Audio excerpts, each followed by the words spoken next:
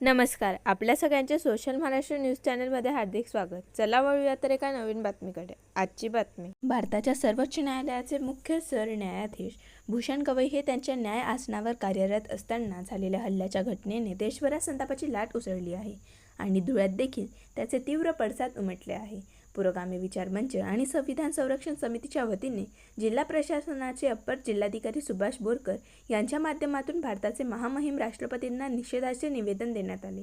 हल्ला करणाऱ्या वकिलावर कठोरात कठोर कारवाई करण्यात यावी अशी मागणी देखील यावेळी करण्यात आली. यावेळी जिल्हाधिकारी कार्यालयाबाहेर निदर्शने करण्यात आली. 3 दिवसापूर्वी आपल्या भारताचे सर्वोच्च न्यायालयाचे न्यायाधीश आणि आम्हा सर्वांचे भूषण ॲडव्होकेट भूषण गवई साहेबांवर जो भ्याड हल्ला एका माथे फिरू वकिलाने केलेला आहे त्याला माथे फिरूच म्हटलं पाहिजे किंवा तो भारतीय जनता पक्षाचा हस्तक आहे असं मी या प्रसंगी म्हणू इच्छितो. हे सर्व षडयंत्र भारतीय जनता पक्षाने केलेलं आहे मित्र.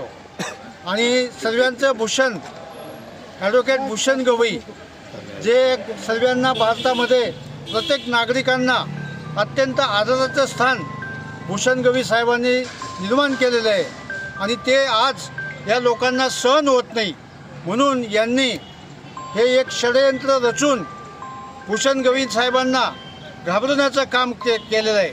परंतु भारतातील आम जनता भूषण गवई साहेबांच्या पाठीशी आहे. भूषण गवई साहेबांना आम्ही सर्वजण खचू देणार नाही. त्यांच्या मागे सर्व भारतातील जे भारतीय जनता पक्ष सोडून इतर जे पक्ष आहेत, इतर ज्या संघटना आहेत त्या भूषण गवई साहेबांच्या पाठीशी खंबीरपणे उभं राहू आणि भूषण साहेबांना अत्यंत मोठी ताकद देऊ हेच या प्रसंगी सांगू इच्छितो. बातमी आवडल्यास चॅनलला लाईक व सबस्क्राईब करा व दररोज अशा नवनवीन बातम्या पाहण्यासाठी चॅनलला फॉलो करा. धन्यवाद.